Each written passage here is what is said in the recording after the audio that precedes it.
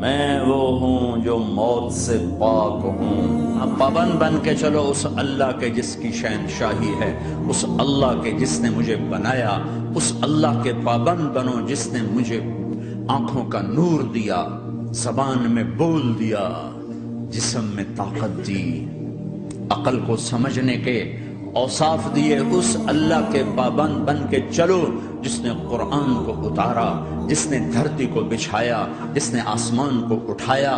آسمان کی چھت میرے اللہ کے قبضے میں ہے، زمین کا فرش میرے اللہ کے قبضے میں ہے، ہواؤں کے جھونکے میرے اللہ کے قبضے میں ہے، سردی کا موسم میرے اللہ کا ارادہ ہے، گرمی کی تپش میرے اللہ کا ارادہ ہے، بادلوں سے پانی کا گرنا میرے اللہ کا ارادہ ہے، برف کا گرنا میرے اللہ کی بادشاہی ہے، اور طوفانوں کا آنا، بجلیوں کا چمکنا، بادلوں کی گرج، موسموں کا تبدیل ہونا، درختوں کے پھل، پھلوں کے ذائقے، ذائقوں میں خوشبو، پھلوں میں مٹھاس، پھلوں کے اوپر کور، چھلکے۔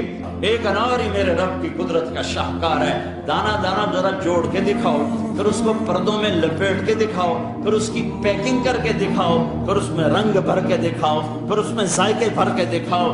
گائے کے تھن سے نکلتا دودھ دیکھو، ہرن کے نافے میں مشک، اور سانپ کے منہ میں زہر، اور مکھی کے منہ میں شہد۔ آدم کی ساری نسل کا مالک، 2 پاؤں پہ چلنے والوں پر بادشاہ، 4 پاؤں پہ چلنے والوں کا مالک، پانی کی مخلوق، ہوا کی مخلوق، زمین کی مخلوق، رینگنے والے، اڑنے والے، تیرنے والے، جھپٹنے والے، دھاڑنے والے، پھاڑنے والے، ڈسنے والے، سب پر میرے اللہ کی شہنشاہی ہے۔ للہ ملک السماوات والارض وما فیہن، لہ ما فی السماوات وما فی الارض وما بینہما وما تحت الثری وان تجہر بالقول فانہ یعلم السر واخفی۔ وہ کون ہے؟ اللہ۔